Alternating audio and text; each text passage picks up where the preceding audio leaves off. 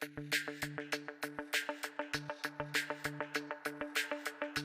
of an old hand at the Kingston conference. This is either my second or third one here, and I would like to express my appreciation to the organizers, because it's really amazing that every year they seem to top themselves in both organization and content of the conference. It really is. I think it's been an amazing mix of people of very diverse backgrounds and expertise, all looking from a different aspect at the same thing. And I will tell you that personally, myself, when I sat down and looked at the program in advance, like I suspect a lot of us do with conferences, like, okay, I'm really interested in that panel, maybe not so much in that one. I've been just very pleasantly surprised that even some of the panels, and I won't mention them, that I didn't expect to be interested in, I found absolutely fascinating and very important. So I'm certain that the quality content will continue with what might be called the so what panel. That's the last one. What our mission is here is to take the ideas that we've heard over the past couple of days, the concepts, the ethics, the technology, and to begin to think about how those might be operationalized and turned into realistic and affordable policies. So I mean, that's one thing that I think really is a defining feature of this particular conference series, that it not only sets the context, lays out the ideas and concepts, but it really pushes them toward things that can really make a change in all of our nations. We have a stellar cast for the final panel, like the other moderators, though I won't go into great detail on their biographies. You all have them there, and I would commend them to you. But just very quickly, we have Professor Elinor Sloan of Carleton University, Professor Kim Richard Nossal of Queen's University, and Tony Battista of the Conference of Defense Associations Institute. And we're gonna go in sort of that order. And as we talked about the best way to go about this, we've seen the energy and the interest from the audience. We realize we're kind of moving toward the end here, so we're going to try to keep prepared comments very short. So as with the previous panels today, we can maximize the amount of time for discussion and interaction. So be as our panelists talk, please be kind of queuing up your questions so that we can quickly launch into discussion. So with that, Professor Sloan, I'll turn it over to you. Thank you very much, Stephen, and thank you to the organizers for the opportunity to be here today. So I prepared some comments for this afternoon, and I'm going to skip through them and try and just touch on the things that I think that perhaps have not been covered or that might add value this afternoon. And one of the things I think is that we haven't discussed as extensively as I thought we might have is exactly what is a robot. So I'll start with that, just very briefly. Then I'm going to talk about some driving forces. Conduct of war is one of my particular areas of interest, but of course I'll spend most of my time on the so what question, the policy recommendations. Now, we've talked about how there is no definition of a robot, but in fact Peter Singer did give a definition of a robot in his book Wired for War, and he said that there are three elements that a machine has to be in order to be a robot. One of them is sensors to monitor the environment. Second, processors or artificial intelligence to decide how to respond. And thirdly, some set of tools to conduct that response. So sensors, AI, and tools. And what's driving the debate today, as we know, is increased autonomy within that second component, artificial intelligence, deciding how to respond, and then coupled with the lethality in the third component, the set of tools. The Pentagon actually has made an attempt to make a distinction between mission execution and mission performance in deciding whether something is autonomous or semi-autonomous. This is from its integrated roadmap on remote-controlled vehicles, something to that effect. So the Pentagon says that autonomy in mission execution means that systems are self-directed. So self-directed, they're pre-programmed, they carry out actions independent of external control, and that's semi-autonomous platforms. So autonomy in mission execution, or self-directed platforms, are semi-autonomous, and when you look at the OODA loop, then the person would be on the loop in that situation. Autonomy in mission performance means machines are self-directing. So mission performance, self-directing aspect. And so rather than having a pre-programmed response or even a pre-programmed goal, the machine adapts and learns from the sensed information around it, choosing the optimum goal. That's the distinction it makes. And that's full autonomy. That would mean that the person is not in the loop. And then thirdly, of course, we have remote control platforms where the person is directly in the loop. I thought I would just mention that because I'm not sure that we came to a more precise definition yet in this conference. We know, of course, that lethal weapons are already part of remote-controlled warfare. We have Reapers. We know that lethality is already part of semi-autonomous warfare. Cruise missiles are considered semi-autonomous lethal systems. And what we haven't had yet is lethality mixed in with full autonomy. When we look at the drivers toward remote-controlled and autonomous aspects, we know that remote-controlled vehicles were first driven by being given jobs that are dull, repetitive, and dangerous. So ISR is something that they do, that UAVs do, unmanned ground vehicles do demining, roadside bombs, reconnaissance. We have trucks that will be carrying gear. So jobs that are dull, repetitive, and dangerous. That's the remote-controlled side. But there are at least 3 operational shortcomings of remote-controlled platforms that are driving a move towards autonomy. First one is the connection requirement of a tethered platform, electromagnetic connection and electromagnetic warfare that can cut that reliable communications link. Secondly is the high manning requirements that we've talked about. The dozens of people that are required to man just one Predator UAV. So a personnel incentive to move to remote control, to move from remote control to autonomous. And then finally the OODA loop, the observe, orient, decide, and act process of a military action. Executing this process more quickly than the adversary is very important. And it's thought that the future pace of war will be such that it won't be possible for there to be a human directly in the loop, for there to be remotely controlled operators. So this is pushing incentives to develop the artificial intelligence for semi-autonomy and possibly full autonomy in military robots. I'll just briefly mention the conduct of war because it's one of my particular interests, and we know that remote-controlled platforms were once used almost exclusively to provide ISR to ground forces, and that the conduct of war progressed to air-to-ground, close air support, UCAVs operating close air support of troops. And we know that new doctrine is now moving still further, manned-unmanned teaming concepts. Remote-controlled platforms have come of age during a period of almost complete U.S. air superiority. They've operated in uncontested environments where there have been no planes or missile systems to threaten them. And so they've been described as being in their operational infancy. So future planners will have to develop tactics using remote-controlled platforms in contested environments. Basically, the essence of my question yesterday to Flash is doctrine being developed for air-to-air combat, let's say, between platforms. His answer, by the way, after the session was over was yes, the U.S. Air Force is developing that.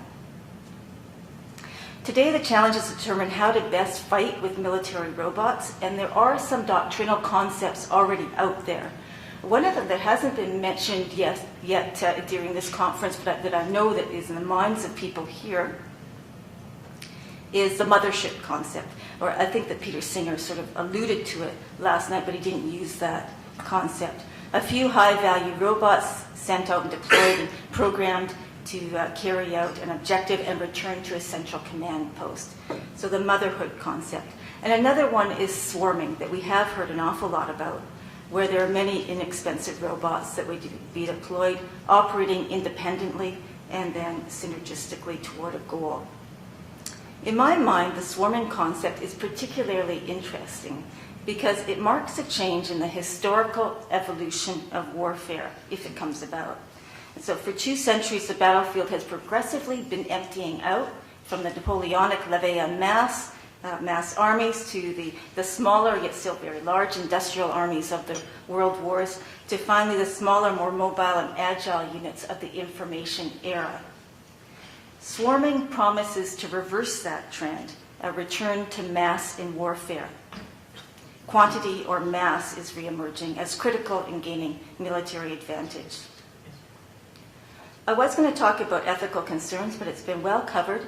Let me just say that I think you can really divide it into 2 ways of thinking about it. One is laws of armed conflict and whether or not there will ever be the artificial intelligence to discriminate between robots and civilians and soldiers, and whether or not there will ever be the AI for a judgment consideration for proportionality. So the laws of armed conflict. And then the other side is ethical concerns, quite apart from whether or not the AI is ever developed such that it can actually carry out discrimination and proportionality. There might still be ethical concern. That is to say, regardless of how advanced AI is, maybe that ethical concern still exists. What about implications for civilian and military leadership? Well, much of the debate centers on advances in artificial intelligence and the progression from remote control to semi-autonomous to autonomous platforms. But the core of the issue is not so much their degree of autonomy, it's coupling it with lethality. So increased autonomy coupled with lethal means of responding is the issue that we're talking about. And so in my view, I think the recommendations for civilian and military leadership are best divided between lethal and non-lethal platforms as opposed to their degree of autonomy. The implications of non-lethal, remote-controlled and semi-autonomous, potentially autonomous robotic systems are essentially all good. And civilian leaders should embrace and pursue these platforms for their military effectiveness when they're operating alone, remote-controlled, but ideally semi-autonomously because of the personnel considerations and electromagnetic spectrum considerations.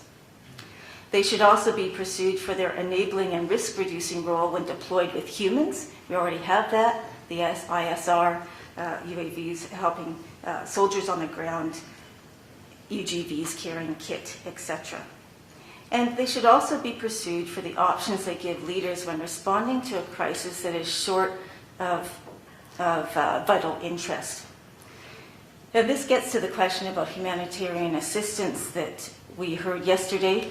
Non-lethal, remote-controlled, semi-autonomous, potentially autonomous machines would increase the options for leaders to respond to crises short of a vital national interest. So civil strife in a war-torn nation, a government will think twice about sending ground forces, but it can send drones, remote-controlled platforms to help aid agencies track refugees or assist local forces on the ground. Natural disasters are one-off situations. We sent remote-controlled platforms to Nepal, for instance, after the earthquake. But it is conceivable that in the future, semi-autonomous, non-lethal drones could monitor on a sustained basis a civil strife. For example, over Sudan. Airborne platforms seem best suited to these circumstances, but in the future, perhaps ground vehicles will also be involved in distributing humanitarian aid. But when it comes to lethal robotic systems, the recommendations clearly need to be divided between remote-controlled on the one hand, semi-autonomous and autonomous on the other. So remote-controlled lethal robots, in my view, should be pursued in all dimensions of warfare to assist the warfighter on the ground. Semi-autonomous and potentially autonomous lethal robots are qualitatively different. Removing the human from the direct role in the trigger decision is a significant threshold to cross. There are good reasons for developing such robots. They include addressing the high personnel requirements of remote-controlled machines, getting away from that, and also the military necessity of getting into that OODA loop, the speed of operations. So there are reasons that autonomous systems could move towards lethality. But for ethical reasons, Western militaries, in my view, should pursue such robots only to engage and destroy other robots. That is to say, machine-on-machine warfare. It might be that these sorts of platforms are best suited to the air and sea environment, where you're most likely to find another machine, like an anti-ship cruise missile is a machine-on-machine warfare, than land warfare. If a human life is involved, there should be a human directly in the loop. In practical terms, only 1 minute left. In practical terms, this means that semi-autonomous and potentially autonomous lethal warfare will likely be best suited to conventional war between states and only in certain scenarios. The challenges of AI are such that a robot might not be able to distinguish between a robot and a human, since robots are becoming increasingly lifelike. So it's incumbent on military leaders to deploy semi-autonomous, potentially fully autonomous lethal robots only in theaters where it's most likely these platforms will meet adversary robots and not soldiers or civilians. Lethal semi-autonomous and certainly fully autonomous robots would not be well suited to unconventional, irregular war involving non-state actors, and nor would they be well suited to special operations missions. Both are highly complex, context-dependent situations, and will require the judgment and discrimination of a human brain that has not yet been matched or may never be matched by a machine. The conduct of war in these circumstances should involve humans augmented to as great a degree as possible with non-lethal platforms of all varieties, remote-controlled, semi-autonomous, and potentially autonomous, non-lethal platforms, and also augmented with lethal remote-controlled robots. In other words, outside of conventional state-on-state warfare in certain scenarios, a lethal robotic platforms should act as force multipliers and not as the primary agent of the use of military force. So I have a few other comments that have emerged from the conference, but I'll leave them for the question and answer session. And I'll just say that these are my preliminary thoughts about robotic warfare, and I really do look forward to your questions and your comments about this whole area. Thanks a lot. Professor Nossal. Thank you very much. I come at this as very much a non-expert.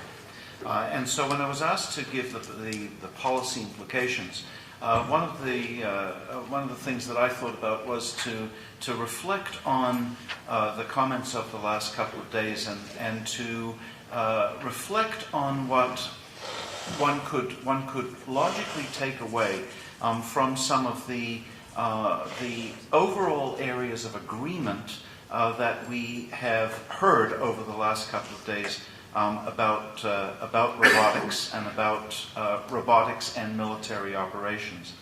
One of the things that struck me when I listened to the various contributors over the last couple of days is the depth of agreement that we are nowhere close to this kind of autonomous, the autonomous lethal weapon system that concerns, I think, most of those who would want to ban killer robots, or indeed the kind of concerns that Elinor talks about. That quite clearly there is a considerable consensus that we are far away from the point at which the robotic systems have the capacity to act without humans in the loop. And so from that point of view, my strong sense when reflecting on this is to see the robotics in military operations in a fairly minimal sense in terms of the policy implications. Because at the same time, it's quite clear from the discussions that robotic and automatic systems will continue to be of increasing importance to kinetic operations, to military operations. And in that sense, it seems to me that what we need to do is to think about the observations of General McMaster yesterday morning, and his reminder to us that what we need to do is to put the issue of reflecting on the role of robotics in the context of some fairly traditional ideas about what war is for, and how it is fought. And in that sense, what we need to, it seems to me, what we need to do is to think about robotics in the context of kinetic operations as part of the overall kit that armed forces will need to pursue operations in the future of different sorts. And thus my policy implications that I want to suggest to you very briefly this afternoon have to do with the role of robotics in defense procurement. And I have to immediately say that really what I'm talking about here is Canada rather than the United States, and the Canadian Armed Forces rather than the US. And although General Bose has had to depart, it was his observation during his session that revealed the degree to which robotics don't have a major role in Canadian procurement and planning about defense procurement for the next number of years. General Bose talked about the budgetary challenges and the difficulty of fitting robotics in when you're talking about the recapitalization of Canada's major fleets. And if there's no role for robotic systems in that recapitalization process, it seems to me that there are some considerable difficulties. Peter Singer's presentation last night, I think, revealed some of those difficulties, and I was struck by his discussion of the USS Somalt and a reflection of what he was telling us about this American destroyer, and a reflection on where Canada is as far as surface combatants are concerned, and the difficulty of looking at our surface combatant fleet into the 20s and 30s, and a recognition that, in fact, the kind of automatic systems that are being built into the Zumwalt right now will need to be reflected very much in what the Canadian procurement of naval vessels in the future will be. Likewise, the discussion of the F-35, which is going to, I'm assuming, eventually, one of these days, be Canada's choice for the Joint Strike Fighter of our future for the 20s and 30s and 40s, even though we probably won't get it until the late 20s at this rate. But nonetheless, when one thinks about the implications of recapitalizing that particular bit of Canada's armed forces capacity, and to think about the implications of what we heard about robotics and automatic systems and the fit of that in the future. And it seems to me that part of the problem here is a deeply structural one. If you think about why robotics, despite their obvious importance, why robotics is not part of the Canadian recapitalization program, it seems to me that it comes very much down to whether or not those in political authority in this country have actually thought about the armed forces, what they're for, and what they need to do defense policy. And I'm really talking here about the fact that we have a situation where we don't have a white paper on foreign policy, haven't had one, on defense policy, haven't had one since 2005, and thus no strategic thinking about what the purpose of Canadian defense policy is at the highest level. We have a government that's been in power since 2006 that is one of the most pro-military governments that we've seen for a while. And yet, if you think carefully about it, we haven't had a great deal of strategic thought from this government. And that lack of strategic thought, in a sense, it seems to me, gets reflected in the kinds of problems that General Bose admitted to in his presentation. In other words, where so much of the focus is on the recapitalization of what in essence is not an old-fashioned fleet, but very much a traditional, what he called the core of Canada's armed forces, but it doesn't allow in these kinds of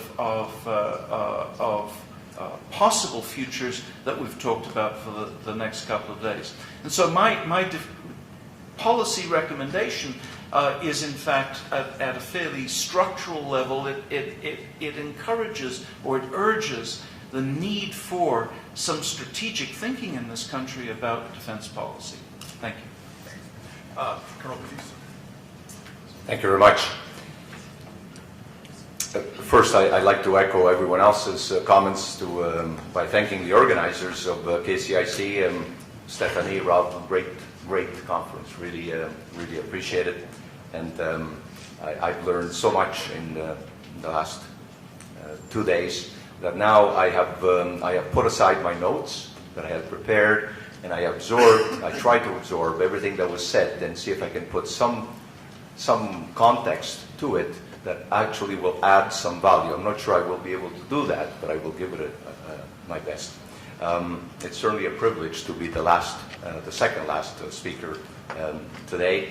Let me say this, that in terms of what I would recommend to policymakers, I would have a new acronym, and I know that there are many acronyms that have already been introduced in the last 2 days, over and over, but I will put one new acronym on the table, and then I will elaborate on that acronym by briefly, step by step, provide some observations and recommendations.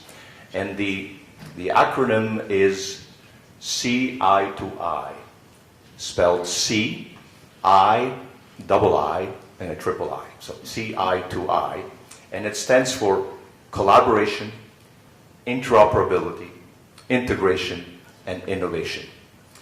So think of that term for a moment, and I'll try to link the meaning of that term to what I would recommend to policymakers. And when I say policymakers, I'm talking about primarily about our civilian leadership, and not only the political civilian leadership, but also the bureaucratic aspect, the bureaucracy. And the reason I say that is because our political leadership has normally a 4-year horizon, because that's the nature of our political system in a democracy, 4 or 5 years. I say the larger bureaucracy because that's when we can actually create some longer-term effects, hopefully. So let me start with a quick paraphrasing of a great strategist, George Friedman in Stratfor. In fact, he wrote this 2 days ago, and I found it very, very appropriate to share it with you today. He says, if I had to coin a new term, a new saying for something like the title of this conference, Robotics and Military Operations, he would call it an old dance to new musical instruments. An old dance to new musical instruments. And what we've heard yesterday from the General McMaster was, again, it's an old dance in terms of what war is, a contest of wills and so forth. And the musical instruments is really what we're talking about. We're talking about whether the advance in technology, the advances in technology will eventually remove the human from the loop, or at least make the human a little bit further out, and eventually machines will decide what is best to conduct this dance. I am not convinced either that the human will be completely taken off the dance floor, but I believe we are moving in that direction. Whether it will happen in my lifetime or my grandchildren's remains to be seen, but I believe that we are moving in that direction, and eventually we will get pretty close. The human may not be on the dance floor, but he or she may be looking at the dance floor. So, George Friedman also says that technology, geopolitics companion, has evolved dramatically as nuclear weapons, satellites, GPS, precision-guided systems, the microchip, nanotechnology, robotics, and huge advances, my addition, in communications, including social media, among wonders and horrors, have changed not only the rules of war, but also the circumstances under which war is possible, manageable, and to what end. This said, geopolitics, technology, and war remain inseparable comrades. They have been for a long time and will continue to be. Now, why do I say collaboration? Why would my first recommendation to policymakers is to really think seriously about collaboration. Here's the first observation that I've taken from the last few days.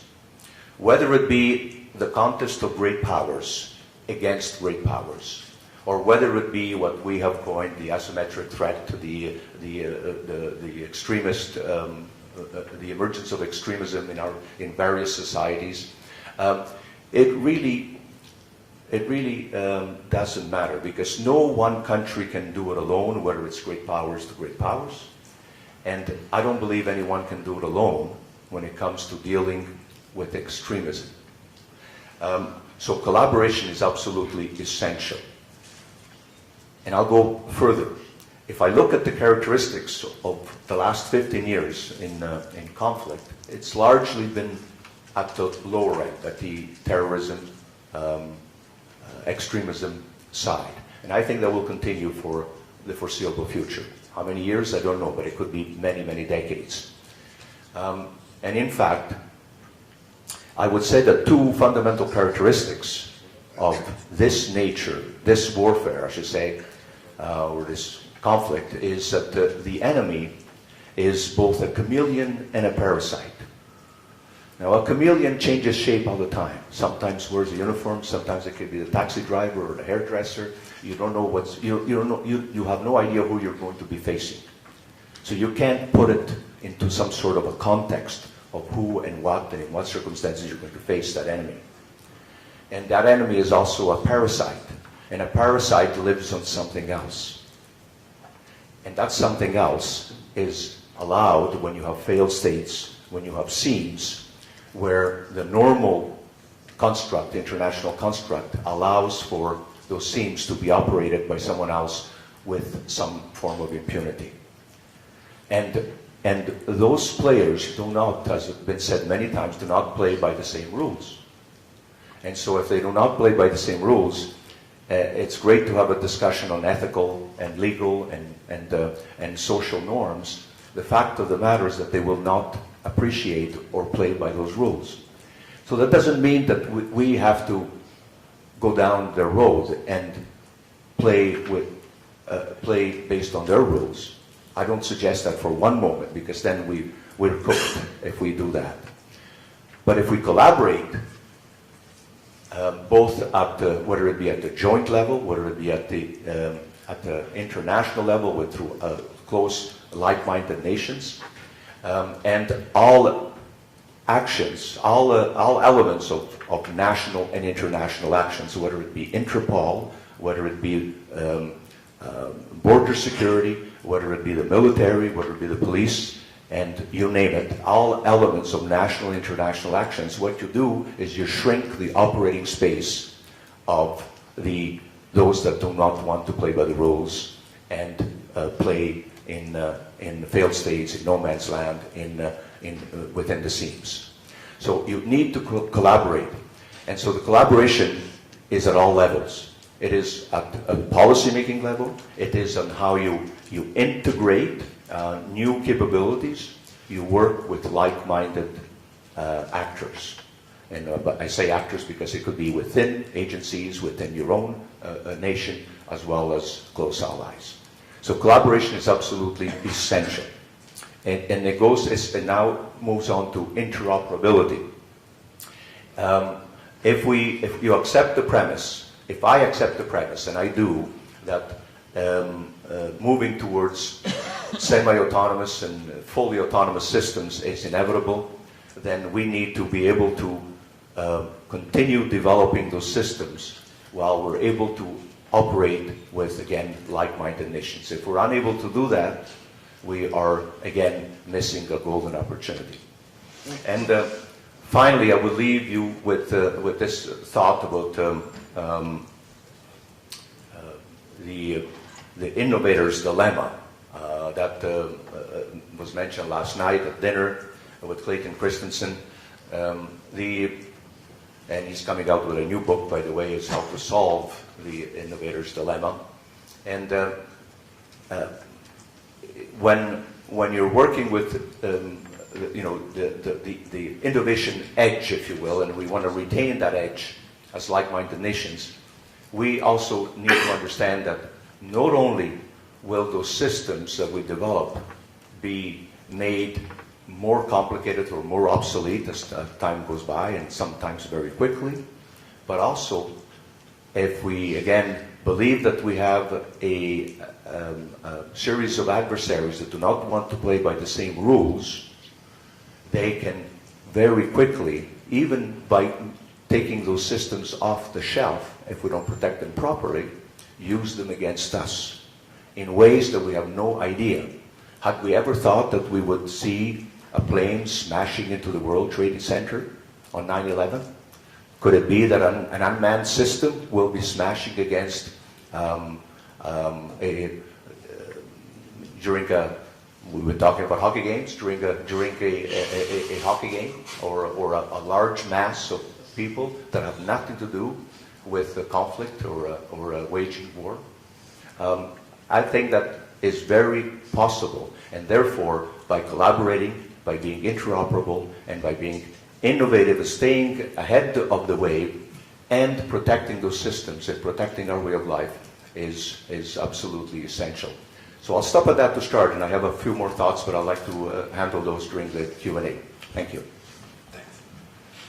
I'm going to, the way this mic, I'm going to stand up during the interactive session just so that I can see everyone in the back. Very interesting points there, Tony, you made about the potential use of robotics by asymmetric or dark organizations against us.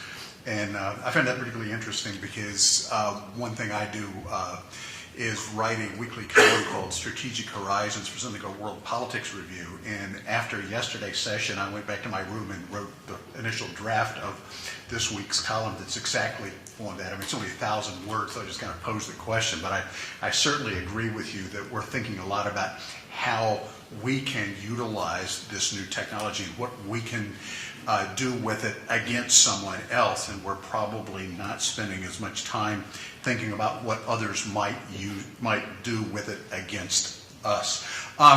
So what I want to do now is open this up to you, and I would welcome anyone who would like to challenge one of the speakers, who would like to ask them to elaborate one of their points, or anyone who would like to offer a policy recommendation or proposal that maybe we overlook and that we should consider. Okay, sir? Thank you. Colonel Greg Smith. I'm with the Defense Renewal Team. If you don't know what that is, come see me. We'll talk about what that nasty creature is. A great American author once said that history doesn't repeat itself, but rather rhymes. I look at robotics and compare it in some ways to other jumps ahead in technology, and maybe in what I've heard so far, and admittedly I was only here today, I haven't heard anything that sounded revolutionary, but at the same time we've talked about this technology moving forward and its impact. And to me, in some ways, it can be linked to past revolutions in military affairs, whether it be gunpowder, mechanization, perhaps nuclear fission fusion as a weapon. And so my question to the panel is, what rhymes with robotics in that sense, and what are the policy impacts from a judicial, tactical, and ethical standpoint? That's a great question.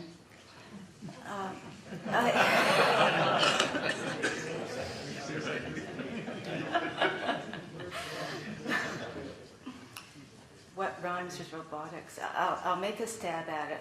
I did do some work on RMA earlier, about 10, 15 years ago, and so was involved in defining RMA. And as I recall, a revolution in military affairs is, when you're trying to figure out if there's an RMA, you have to look at what's happening in terms of whether what's happening is the same, only more so.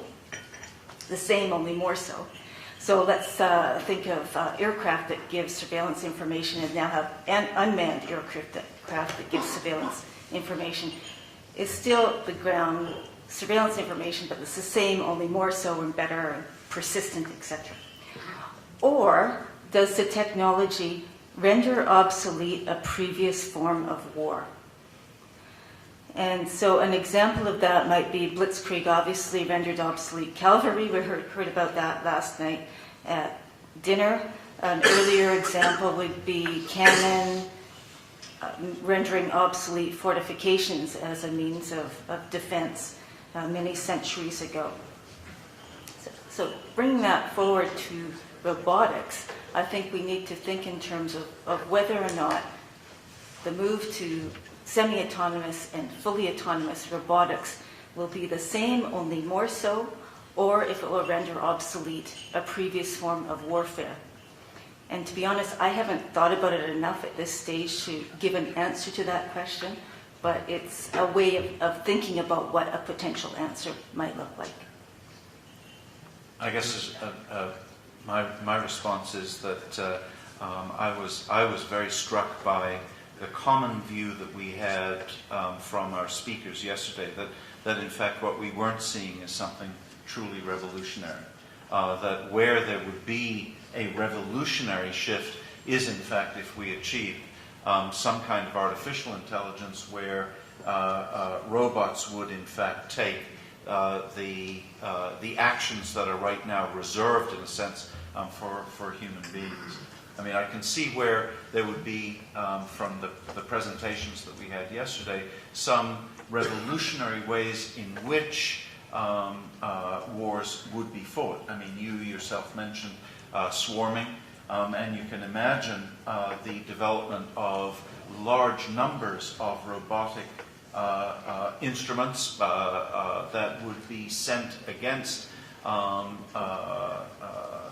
the enemy that would have a truly revolutionary impact, at least in as far as wars are fought right now. Tony, do you want to comment on that? Well, I really don't know what else to add, but I will say this. I don't think we actually know what is revolutionary until it actually has done something to make it so. We can't assess something properly that is revolutionary until it actually has an impact on our way of life.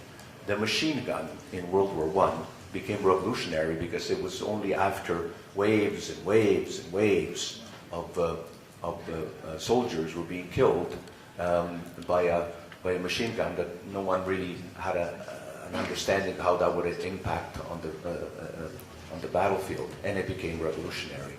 The same with nuclear weapons. if those two weapons were not dropped on Hiroshima and Nagasaki, I don't think we would have really understood, even though tests since then have shown it very clearly. So I don't know what robotics will do in terms of truly becoming revolutionary. But I will say this, that if we're talking, as we spoke yesterday, on human dignity, we mentioned human dignity I don't know how many times yesterday, and here we're talking about war, the lowest of human activity, then I think already we are starting to think that it will have some sort of a revolutionary impact once it's fully hoisted in, once it's fully applied. I don't know when, but I have a fairly sixth sense that it's a question of when and not if. Let me take a shot at that myself. It's a question that I actually find very interesting, in part because I spent a pretty big chunk of my professional career in the 1990s thinking about writing about what was then called the revolution in military affairs. In fact, one thing that still rattles around my head is I once found a French publication that referred to me as one of the founding fathers of the revolution in military affairs, which I found kind of funny because I'm certainly wasn't thought of that way in the U.S. So I started thinking about this, and I said, oh, okay, clearly in the French strategic community, I'm thought of more highly than in the American one, so I'm kind of like the Jerry Lewis of military strategy, right? But we have heard the idea a couple of times over the past 2 days about, well, robotics aren't themselves a revolution. And every time that comes up, I've gone, yeah, that's right, because if you look at the history of military revolutions, it's almost never been one technology. I do think that we are in an era of revolutionary change, but robotics, autonomous systems, I think, are just one part of it. And while the other guys were speaking here, I was kind of making a list of what I think are the constituent parts of this current incipient or ongoing revolution. Autonomy is part of it. I think we're also going to see an expansion in non-lethality, new energy sources, new manufacturing techniques, new types of information saturation, the fact that military operations henceforth are going to be live cast in real time, creating transparency, the commercialization of security. I mean, several speakers over the past couple of days have noted that most of the innovation in robotics is going to take place not in military and defense labs, but in the commercial sector, and changing values. I think Tony's point about the moving definition of human dignity is part of it. So I think that all of these things together certainly do create a revolutionary potential. But as the people who really were kind of the theorists of the revolution in military affairs in 1990 will tell you, is that it takes more than just a combination of technology and factors to make a revolution. It takes deliberate decisions, policy strategies and things like that. So I think that we are in an era of revolutionary potential. The issue is whether Canadian political leaders, American political leaders, and so forth will feel the need and the will to weave all of these things together into a true revolution. Personally, I believe that if we don't, somebody else is going to. So it may be a matter of we are compelled to revolutionary innovation, whether we want to or not. Okay, certainly. Yeah, go ahead. Good afternoon, Lieutenant Colonel Markowitz from our 3DIV in Edmonton, Alberta. I want to challenge a little bit what Elinor Sloan mentioned about her concept of potential policies with respect to semi-autonomous and autonomous, lethal and non-lethal. We've heard several times that, and many people have reiterated that war is a human endeavor. And we also recognize that I think that overall that if anything we're doing with the robotics, especially if they're autonomous, as well as remote control or semi-autonomous, in terms of conforming to the law of armed conflict, then it just is some of the other judgments with respect to national policy and the morality of what we're actually doing at the time is all part of the consideration. But certainly, I'm always concerned about a policy that appears to be stating both, and certainly restricting freedom of action for us in the military.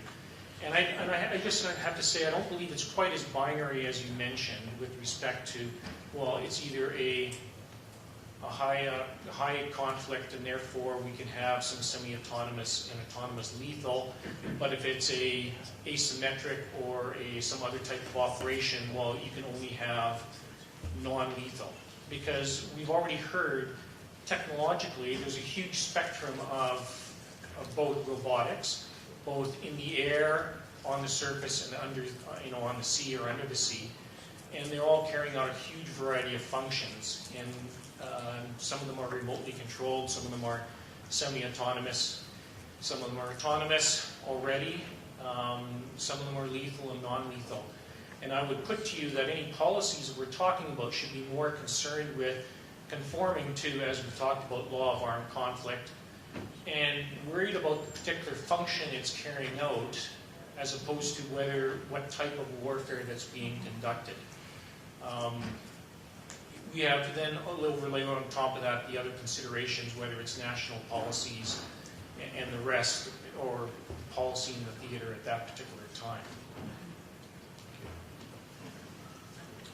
Yeah, thanks for that. And then that's why I said at the end of my talk that I appreciate your comments, because it's an area of research that I'm just really starting to think about in detail. And so look at the function that's being undertaken rather than the type of warfare. I guess I would just say that I think that that's an excellent way to go forward, rather than neatly dividing it into low-intensity conflict, conventional war. Anyone else want to weigh in on that? Yeah, sir. Yes, sir. Lieutenant Commander Todd Kennedy. I work for CFD, so General Bose, he's my boss. For Dr. Nossal, I have a question for you. I'd like to unpack, or at least have you unpack, if you don't mind, the comment you made about not having a national security policy. I agree with you. We haven't had one since 2004, the Liberal Party's national security policy. But is that such a bad thing? And if it is, why do you think so? Because arguably the actions that we have seen since 2005 dictate the Conservative government's national security policy. Where we are in the world, how it informs, how foreign policy informs what we've contributed to, both militarily and not. I'd like you to unpack that a little bit, if you don't mind.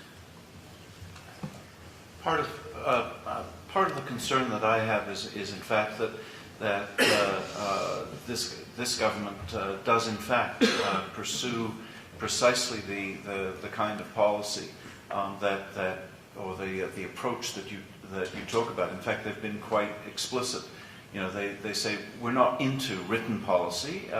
It's kind of like the old Lester Pearson comment that he made in the early 50s.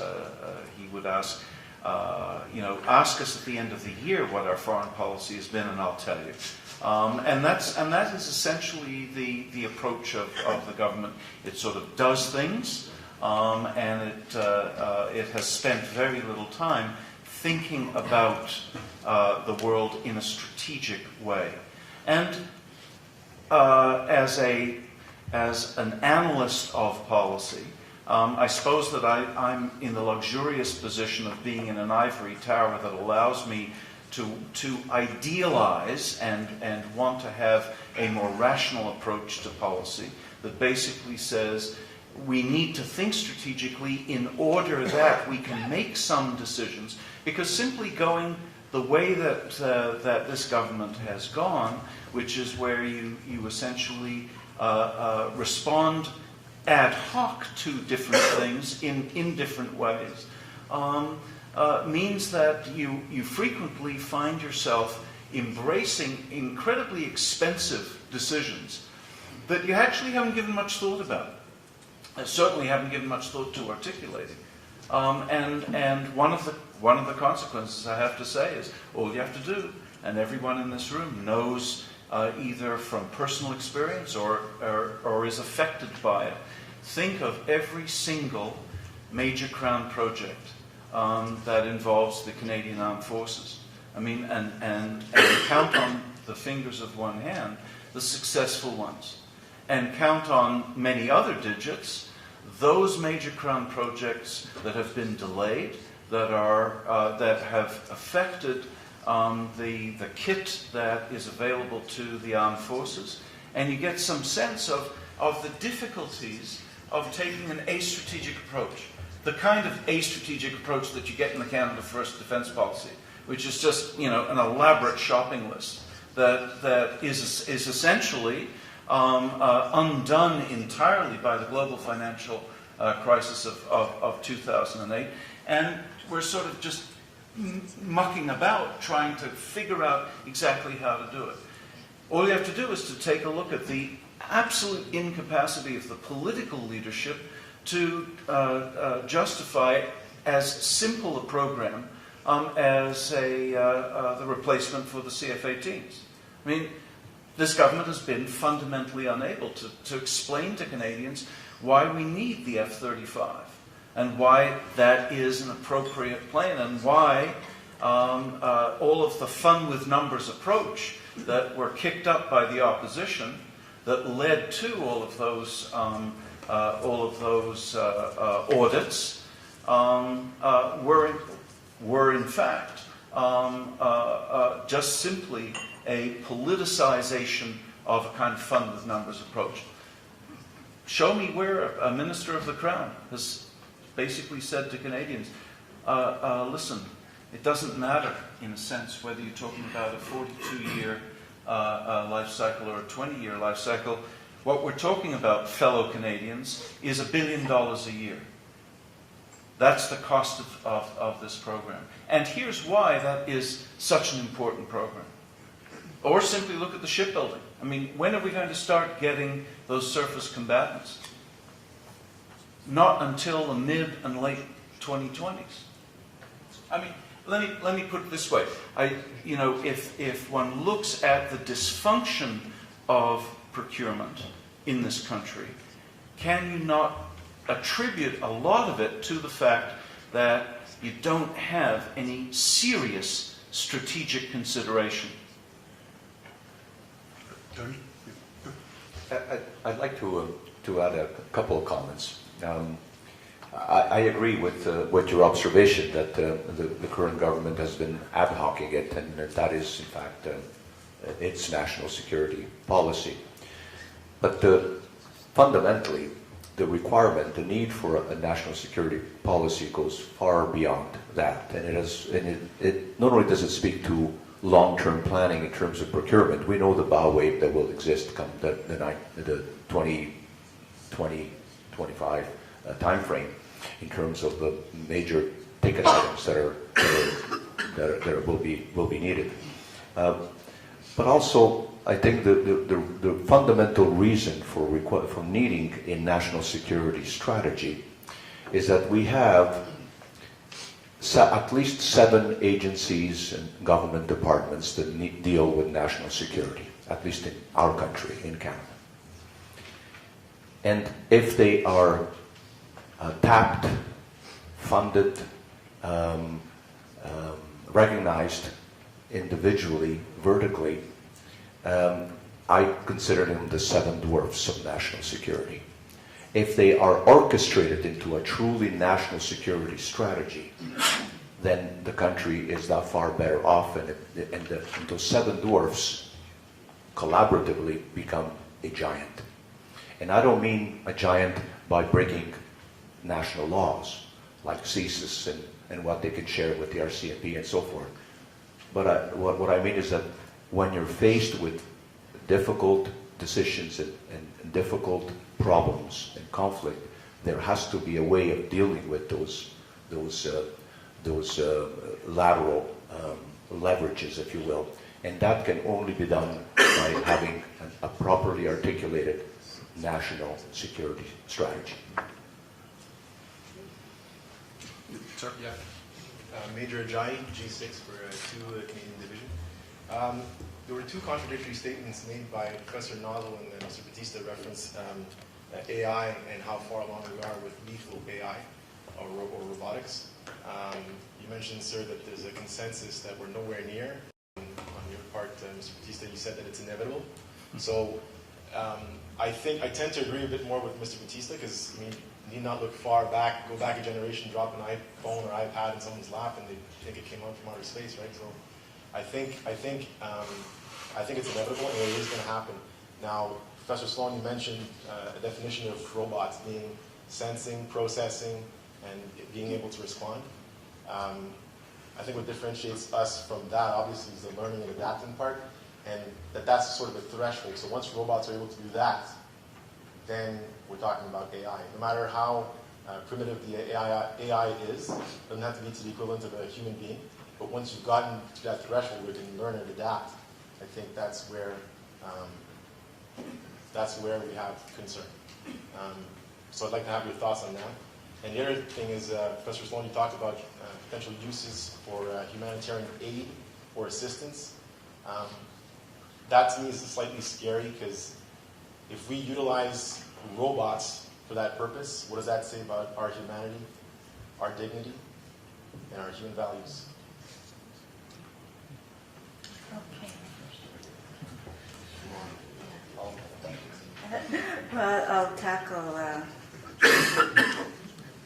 the AI.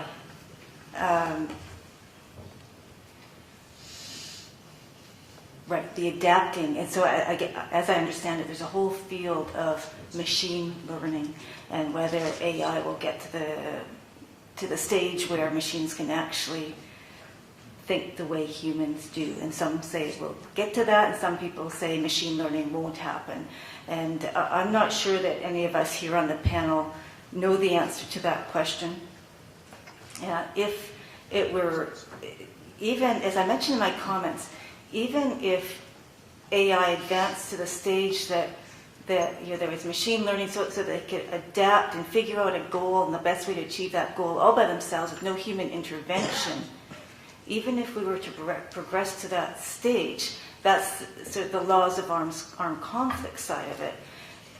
Then there's the other side, which I'm sure is not separate, but let's just for intellectual clarity right now, but the other side, the ethical side, does it matter? Is it always going to be unethical for a machine to undertake a lethal strike against a human being, regardless of how advanced and how much AI it has? And I think that that's the question that hasn't been answered yet. And somebody yesterday mentioned that that's a question for the philosophers to think about. Humanitarian assistance and disaster relief. I take your point about the dehumanizing of the delivery of humanitarian aid, but there's another school of thought that robotics, as we're talking about, in my comments I mentioned, non-lethal robotics would be useful in humanitarian assistance, disaster relief, because, well, not only because of their effectiveness in terms of certain functions like UAVs, but also because, and what I didn't mention in my comments, because stabilization, peacekeeping operations, all of these missions require a lot of people. And so it may be that you can deploy a unit with a few people and lots of robots that can provide that mass. I mean, that's an area of thinking that's out there, that quite apart from robots, very far from robots not being relevant to stabilization missions, that they're very relevant to stabilization missions because they can provide the mass that's necessary for those types of missions. Keeping in mind, of course, that my dividing line is not so much the degree of autonomy, but lethal or non-lethal. And so those would be non-lethal robotics deployed in a mass scale stabilization missions. My response to you is very simply that my sense from the discussions yesterday is that those who talk to us seem to be fairly much of the view that that kind of artificial intelligence was way off in the future, and thus my comment. My only other comment to you is, even if it is achieved, at that point, you still have to have humans agreeing to actually implement the AI and the use of AI for lethal purposes. And it's not entirely clear to me from the discussions that we've had that at some particular point, humans would still be hesitant to actually implement that capacity. So I must admit, personally, I think it's way off in the future. And secondly, even if it is achieved, I'm not entirely sure that those who actually will be responsible for making that decision at that point will in fact implement it in that way. As I said earlier, an old dance to new musical instruments. And from what I heard yesterday and what I've been observing over my lifetime is that the advances are already there. There are huge advances that have been made in artificial intelligence from the day that I did my staff paper at Staff College a few years ago to today, and that will continue. That's the essence of what I was saying, is that we're traveling down that road. So if we're traveling down that road, I make the conclusion that we have to accept that inevitability. I hope I'm wrong, but I don't think I am. And so we have to learn how to think about those issues. Whether the human is still on the dance floor or whether on the side, it really is a moot point. I mean, the human will still, we'll still be human beings. If there are no human beings around to do anything, then there's related to warfare. Then I think the nature of warfare has completely changed. So the human will remain, but to what extent, I don't know. But I still maintain that we're traveling down that road and it is inevitable. And let me add 3 other quick points to demonstrate also what I believe I'm observing around. We live now in a world of what I call high-tech, low-tech, dark ages. High-tech, low-tech, dark ages. The adversaries that we have been faced with over the past 15, 20 years don't care if they use low-tech, whether they use a machete in Rwanda, or they use a cell phone to ensure that the proper communication occurs so that the plane is hijacked and goes in the right direction. It doesn't matter what they use, but they will use whatever is available to them, and the dark age mentality is to create as much damage as possible and to create as much shock, terror as possible. The other thing that has changed and continues to change is that I know that for us in the profession of arms, we don't like to hear this sometimes, but there is little difference now, less and less difference, I would say, between what is crime, what is terror, and what is war. The continuum is shrinking more and more. And because those things are happening in front of our own eyes, we are going to be compelled to move to new grounds in terms of innovation. And the cost, the human cost of what I've just said, the high-tech, low-tech, dark ages, and the shrinking space between or amongst crime, terror, and war, will, if we don't think and act differently, will have huge human consequences. Think in our own country, just the fact that we have deployed for over 10 years to Afghanistan. Look at the human cost, not only in terms of physical injury, but in terms of mental and other costs. We now have to, the governments have to think cradle to grave every time. Cradle to grave when it comes to employing humans in military operations, from start to finish, from the moment that they are brought into the organization to the moment that they die. And so those are huge costs. Those things will also drive us towards using technology to replace the human. And inevitably, it will also, we will, by accident or planned, develop methods of having machines that can do more than just the basic chores, but they can actually do the thinking. Let me take a stab at that myself. On this whole issue that's come up a couple of times in terms of where we are historically in terms of full autonomy, I'm kind of an outlier compared to what I've heard the past couple of days. There's a book that came out 8 or 10 years ago, probably some of you have read, by futurist Ray Kurzweil, entitled "The Singularity is Near." And by the singularity, he means the point at which humans and machines in some way become intermixed or almost indistinguishable. And, you know, and I think that there are really kind of two sorts of things here. One is that rather than being human or being a machine is a binary, you're one or the other, that's actually a continuum. That we have, you know, what science fiction writers have called cyborgs in between, where you have humans that have many non-human parts and vice versa. The other type of singularity would be where you have machines that are so human-like that they literally are indistinguishable. That you go to a physician in the future and you literally aren't able to tell whether this is a human who's talking to you, making a diagnosis, prescribing things, or a machine. Kurzweil said that the singularity was somewhere around the 2030s, 2040s. So that's not really so far out there. So while we, in this conference, have kind of assumed that it's way, way, way into the future, I think we need to at least consider this idea that things might be moving a lot faster than we think. And we've used the term, the Terminator a number of times as kind of a nightmare scenario when this comes about. But what about if there's a Terminator in the future, but it's a good Terminator? You know, he has the capability of, of the Terminator in the movies, but he uses it for good rather than evil. That could kind of change the bidding. And let me just kind of add one other thought to my point here. And I think what I think is going to be the real Rubicon at which things change is not when we have autonomous systems that make decisions without a human in the loop, but when we have machines that create and design other machines.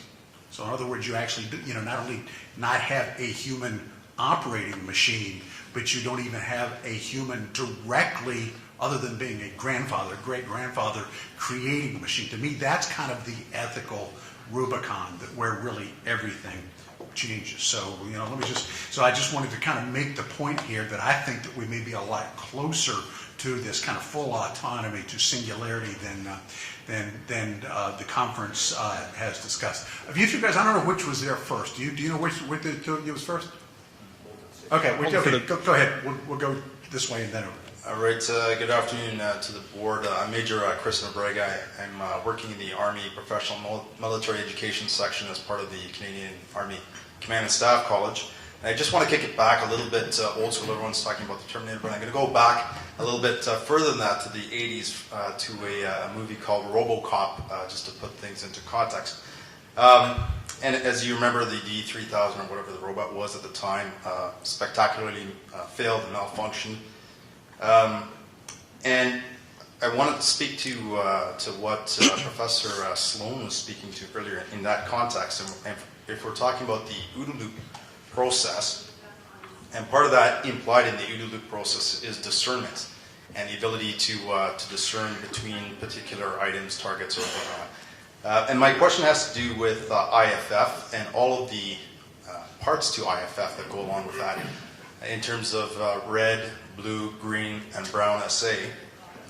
And my question is that IFF capability, if we agree that as we move to the right in terms of complexity and time, that eventually, and there's going to be a whole bunch on either side of that argument, that but if we say that we're eventually going to get to the point in which, as you say, we have full autonomy, and of course that goes back to what Professor von Heinig said yesterday about autonomous self-decision or autonomous decision-making.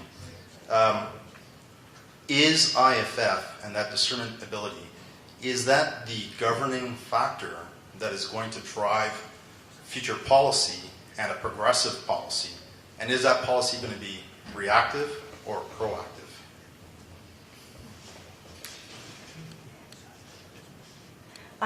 Yes, I think it is the case that ultimately what we'll be focusing on is their ability, the machine's ability to do what a human does, to determine whether it's friendly forces, enemy forces, blue forces, red forces. And so ultimately, artificial intelligence, my guess is that's exactly what's being focused on. And it may be the case that machines in the future do it much better than a human being. So I guess my short answer on that one, it would be yes. And that's where I would, in terms of a policy recommendation, where I would say that governments should suggest GRDC, for example, to focus. Anybody else? Yep. Yep. Sir, I certainly appreciated your comment about what if the AI is good. And what I actually wonder is, if we develop an AI, and it is a multi-generational AI that ultimately develops other ones, maybe that's something we don't want to rely upon because ultimately it might refuse to fight. But throughout this entire conference, there seems to be two streams. And the first is the weapon system themselves. What actually fires and kills somebody? And the other is, what is the intelligence that controls it? Is it human or is it AI? And we talked earlier about how, or one of the panelists talked about how it wasn't worth legislating science fiction. Why would we create law around something that is still a concept? I would argue that's something we've actually done fairly successfully. The one that popped into my mind in Canada was Human Reproductive Assistance Act, where we legislated what was science fiction. We talked about chimeras, embryos, things like that. But now this is good law. These are things that protect people. And I wonder if maybe instead of legislating the systems, we should be looking at the intelligence. And yeah, it's a bunch of ones and zeros, and how do we figure out if it's there? We'll know. We'll know as soon as it's on the battlefield. We'll know as soon as it's a war crime. So my question is, why not simply legislate AI? I think you just sketched the plot of an excellent science fiction novel there. I mean, as I was listening, first part of your question, imagine the advanced nations of the world eventually kind of roboticize their militaries and turn warfighting over to robots, and then the robots become pacifists. But I think there's an interesting plot there. But, go ahead. Anybody have a comment on that?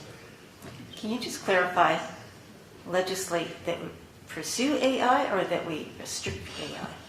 We regulate it. We either create it such that it's an eminent domain issue, so it's something that only the government can have, or it's and I know that's tricky, or it's something that we forbid.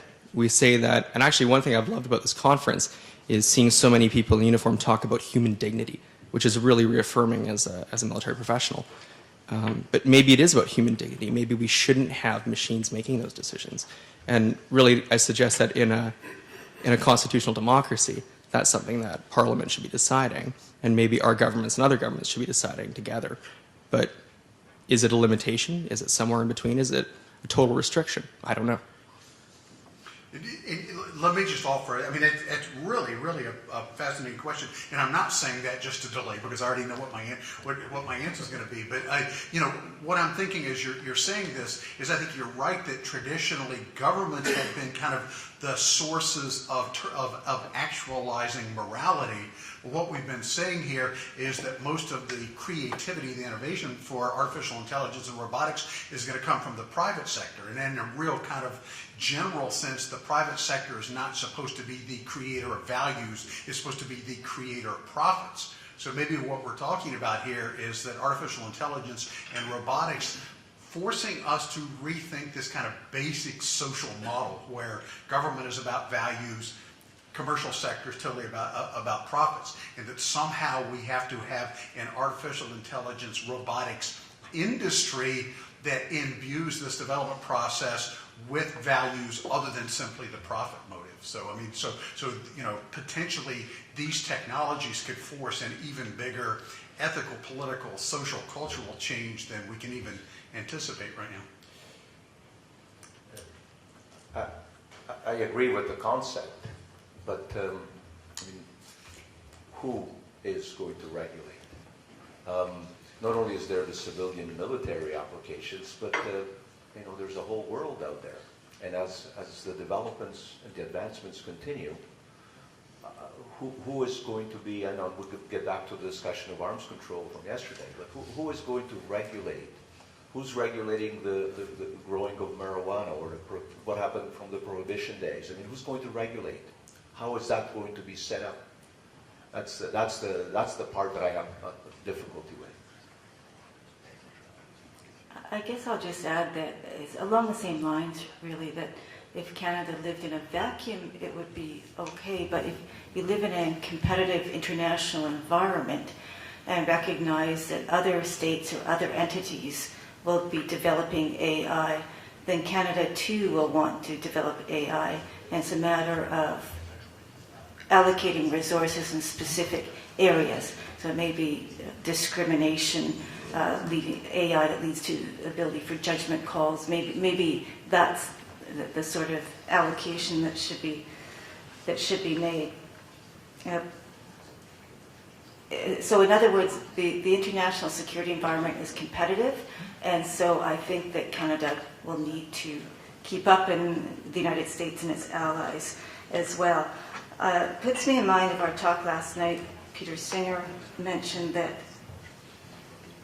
unrestricted anti-submarine warfare was completely banned in the United States, if I understood him correctly, and that after Pearl Harbor it took 5 hours to reverse that decades-long mode of behavior.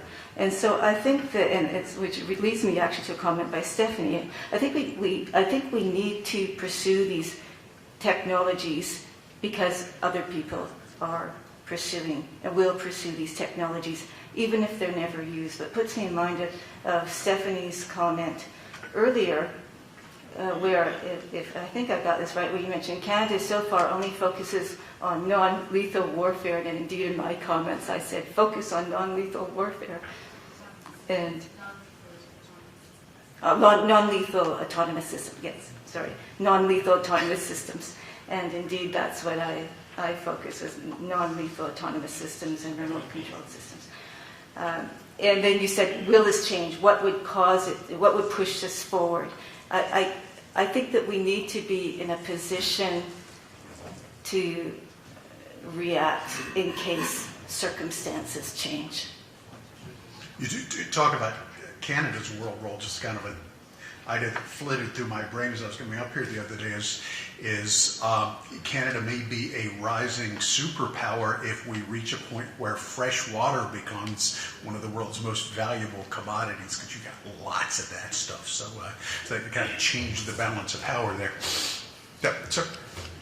Yeah, so I'm Sam Carey. I'm an intern here at the Center for International Defense Policy. I'm also an undergraduate, so as soon as the words revolution in military affairs is a phrase that undergraduates learn to fear and respect, much like sailors fear the ocean. It is a very so as soon as that concept comes up, I sit up in my chair a little bit. We've spoken a lot about like this concept just in this panel, and how either we would not be able to tell if this was an RMA, or like it probably was or was not. But my question is, are there whether or not we can tell if it's a revolution in military affairs, from a policy standpoint, are there any missions for which the extensive use or incorporation of remote or autonomous systems is inappropriate or incompetent? Is there anything, like any mission or operational theater in which drones, if we're going to use a D word, or like remote systems should not be used or cannot effectively be used? Lethal or non-lethal? I would actually say either, maybe more so on the non-lethal side even. So not just having a robot that goes on its own to kill people, but is working directly alongside the soldier. Is there anywhere where bringing along your robot is not the best idea? In terms of laws of armed conflict, I think that, as I said in my comments, I think focusing on non-lethal, remote-controlled, semi-autonomous, and even autonomous systems is all good. I basically think that they're effective.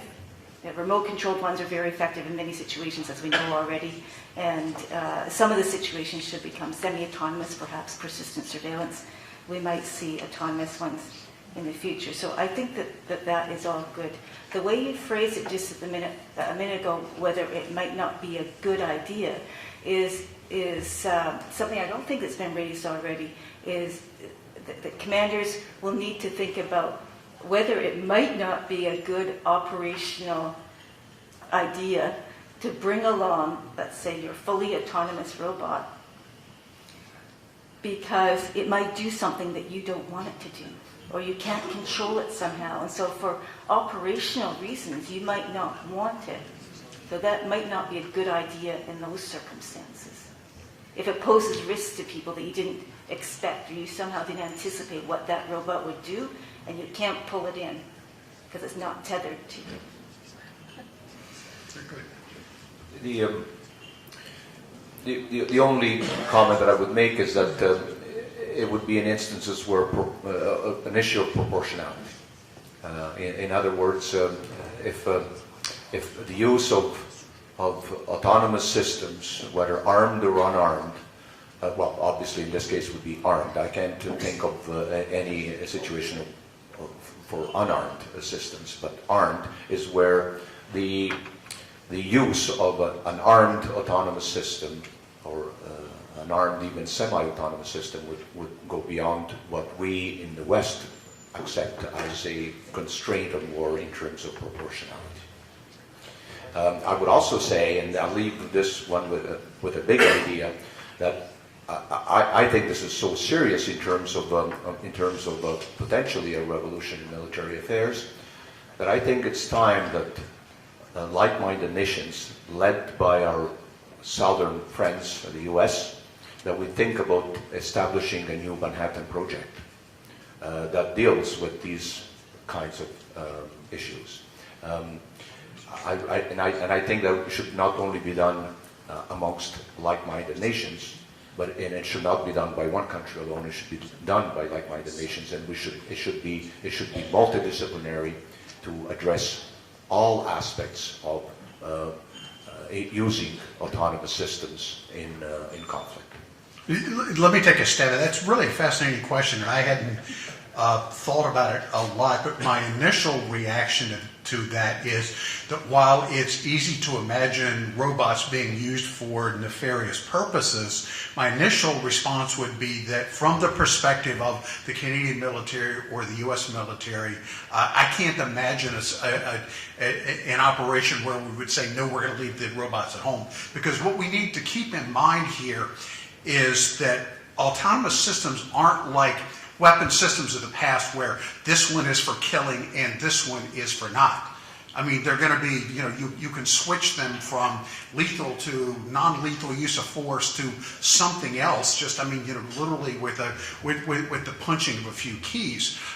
So you'll have one machine that can have several different purposes. And I think we're also going to move to a model with things like 3D printing, where rather than having, say, a bunch of robots that have a certain function in the warehouse, when the military goes on an operation, you deploy that, you're going to have a bunch of kind of queen ant robots that can go to a mission, and the commander can say, okay, this particular mission, I need robots with these certain characteristics, and you kind of make small ones on the spot that meets the purpose. So if you're using that model, I can't think of any type of operation where you say, no, we're not going to take them at all, because they're so tailorable. There's so much of a rheostat that you can make them do what you need them to do under those specific conditions. Yeah, sir. So I'm actually going to build on that idea, I think, and my question or point is for Professor Sloan. And this is something I was thinking about even when I was up there on the panel. The point you made, which is that the threshold to cross is the lethal, non-lethal, lethal threshold. It's not about remote controlled, semi-autonomous, or autonomous. And I understand that psychologically, perhaps morally, certainly it makes a more sound foundation for policy, sort of the way you've described it. But I think we'd be kidding ourselves, and I think this builds on what Stephen just said. We'd be kidding ourselves if we didn't understand that the practical and technical barriers to moving from non-lethal to lethal in each of those types of systems are much smaller than the practical and technical barriers to adopting those systems. We saw it with remote control. The idea that they would never be used as a weapons platform didn't last very long. And I think the same thing could be said. So to glibly say we will happily develop non-lethal, semi-autonomous, or autonomous systems without an understanding that it's a very small step to then arm them, I think is not honest intellectually. I think we have to consider that carefully. And I think that the point you made about, okay, so let's have lethal autonomous systems, but only against other machines. I guess the first point is, I'm not sure you can call it lethal if it only attacks machines. And which goes to the point of, I'm not sure machine-on-machine warfare can really be called warfare. But there's practical problems with that as well. If we're talking about man-to-man teams, I'm not sure how you hit one without hitting the other. I'm not sure that anytime soon or any time, especially if there's a deliberate attempt to spoof your sensors, I'm not sure we'll actually be confident in distinguishing. And I think that in reality it just won't be practical. I don't think it's something that will stop people from using them ultimately once they have them. Is this chance of collateral, inadvertent, or deliberate lethal effect, even if you say that it's not for use against people. So I think those are challenges too. I understand why you took the approach, and I understand why logically it makes more sense to think about it in terms of lethality versus non-lethality from policy. But I think that there's a lot of real, I think that there's a real challenge in actually practically implementing a policy that is not actually set up for abuse or set up for failure. You want to comment on that? Right. I think it was an excellent point. No, I just, thank you for that. And the other thing is that, as I sat up here, I was thinking, we haven't factored in offensive and defensive action.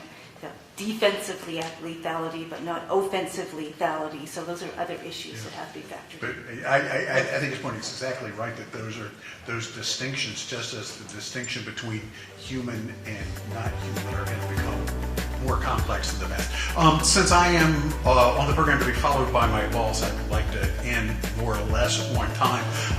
Please join me in thanking the panel for a really superb policy.